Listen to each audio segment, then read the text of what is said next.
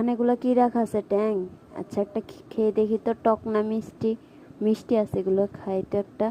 আমি তো সব শেষ করে ওয়াজিয়া মনে হয় আমার সবগুলো ট্যাং খাই ফেলতেছে। তাড়াতাড়ি পাশে আল্লাহ, সব তো খাই ফেলছে। এখন কি করি? এই যে মা তো চলে আসতেছে, তাড়াতাড়ি মামাকে একটা কল দিয়ে, হ্যালো মামা, মাকে একটু ব্যস্ত রাখা।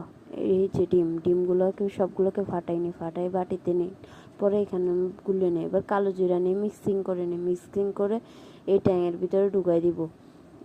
রাজিয়ার মা কোথায় দেখি তো ওই যে আসতেছে। তাড়াতাড়ি এই পেন্সিলের পাছাটা নিয়ে টাস করে একটা চেন তৈরি করে নি, নকল চেন।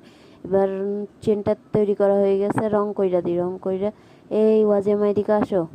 চেনটা দেখো ভালো কোয়ালিটির, ভালো, তুমি তো পছন্দ। এটার দাম কত? ভালো হবে। দাম কত? এটা দেখো 400 টাকা। 400 টাকা দাও। এই নাও, আমার কাছে 1 কেজি ডিম আছে, ডিম নাও। এই 1 কেজি ডিম দিয়ে আমি কি করব? এই নাও আরো 100 টাকা। আচ্ছা যাচ্ছে, বোকা বানাইছি নকল চেন দিয়ে।